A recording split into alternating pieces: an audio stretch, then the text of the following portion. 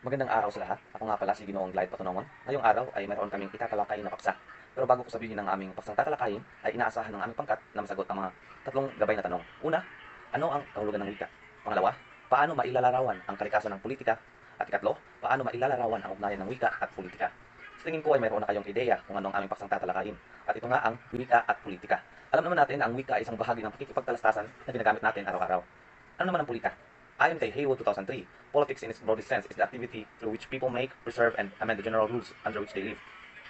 Na ang ibig sabihin, ang politika daw ay isang sistema ng mga relasyon sa loob ng isang lipunan kung saan may mga magkakasalungat na interes at paniniwala na nagpapakita ng mga kontradiksyon sa kaguluhan. Sa kanyang aklat na Political Ideologies and Instructions, sinabi ni Haywood na ang politika ay hindi lamang tumutukoy sa pamamahala ng mga ahensya ng pamahalaan, kundi pati na rin sa mga paniniwala at ideolohiya na nagpapaliwanag sa mga pangangailangan at layunin ng lipunan.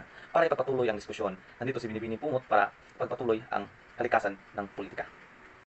So, sa kalikasan ng politika, ayon kay Moni at Evans, ang halos lahat ng saklaw lahat ng politika, ang halos lahat ng makikita natin sa lipunan, at ang ibig sabihin nito, nauugnay o nabibilang tayo sa politika. Ibig sabihin, hindi natin na mamalayan na ang politika ay saklaw nito ang ating lipunan. Ito din ay tumutukoy sa kung paano pinamahalaan, kung paano gamitin ang kapangyarihan, kabilang na ang pagpaplano sa patakaran at mga batas. Pumunta naman tayo sa mga saklaw ng politika.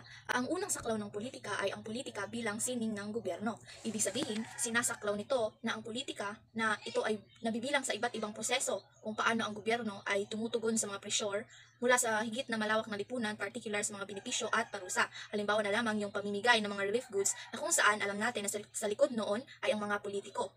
Ang politika bilang publikong ugnayan naman ay tumutukoy sa mga institusyon ng Estado tulad ng mga korte, kapulisan, sandatahan o sistemang panlipunang seguridad at iba pa na may publikong lawak ay pinupundahan ng mga buwis ng mga tao, kaya ito ay masasabi natin may publikong ugnayan dahil sinusustentuhan nito ang buwis ng bayan upang makapagtatag ng panlipunang seguridad at upang matugunan ang sariling interes ng mga mamamayan.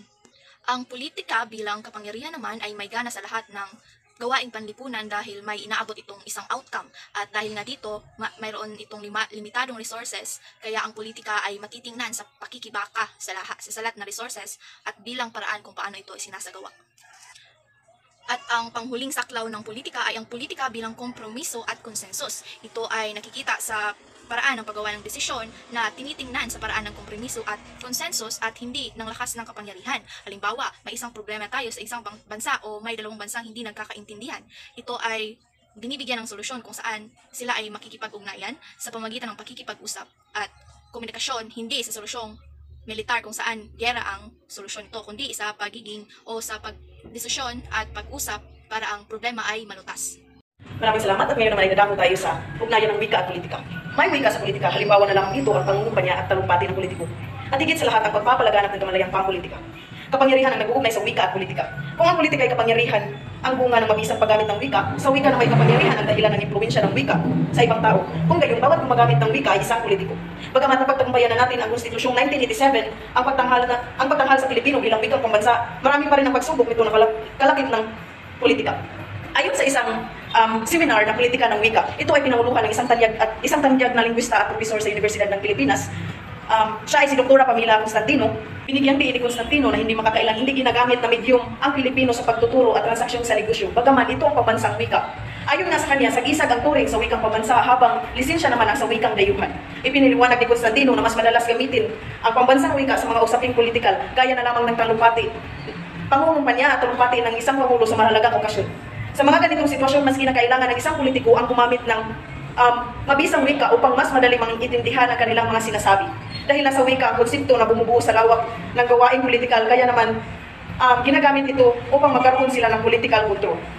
Dahil sa wikang ginagamit, nagkakaroon ng kamalayan ang mga Pilipino sa mga nagaganap sa gobyerno.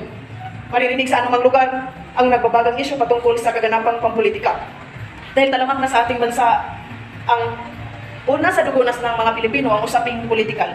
Dahil taglay rin ng wika na baguhin ang paniniwala ng isang individual. Pagsubok sa pambansang wikang Filipino sa politika.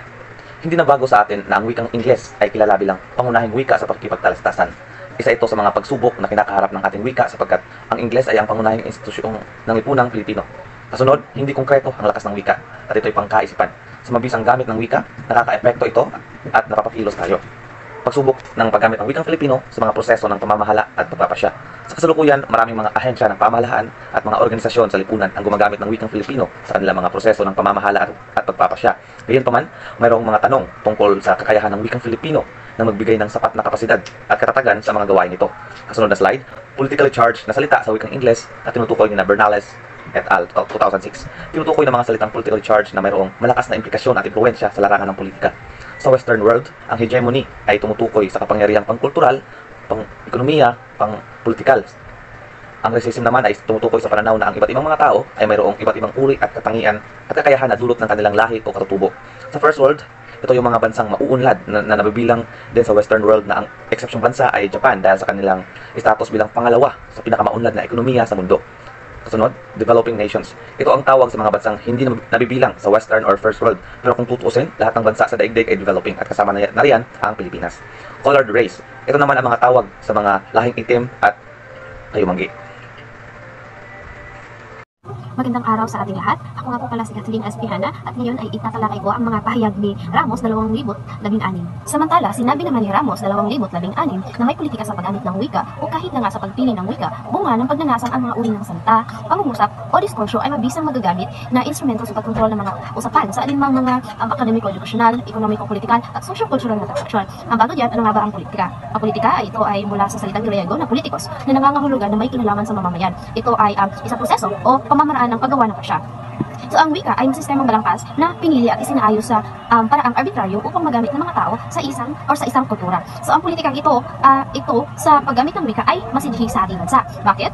Bakit nga ba? Dahil nga sa pagiging multilingual ng bansa natin. Ito ay yung pagsasalita ng higit pa sa isang lingwahe dahil marami tayong lingwahe sa ating bansa. Okay? Hindi tulad ng mga ibang bansa na may monolingual o kahit pa man na bilingual. Okay? So maraming wika na pagpipilian sa ating bansa. So nariyan ang Filipino, Ingles at mga regional na wika at idagdag pa natin ang mga variety at ang variant ng mga ito. So sa pagpili ng wikang gagamitin, ayon kay Ramos, na pumapasok ang mga political na salik katulad ng ideological at ideological na motibo at political na batayan. So maliban pa sa mga socio-cultural na parameter at ekonomikong basihan. So kaya nga ang paggamit ng wika ay ang politika ng pagpili. So dagdag pa ni Ramos na may politika hindi lamang sa nilalaman ng mga diskursyo, kundi sa paggamit ng wika o sa mga mismong pinipili nating medium ng mga diskursyo lalo na sa paaralan o sa mga opisyal na komunikasyon.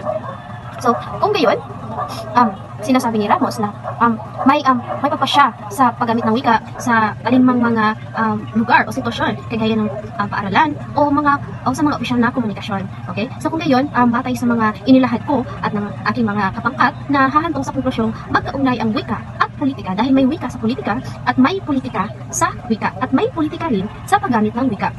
Okay? So uulitin ko, ang wika ay masistemang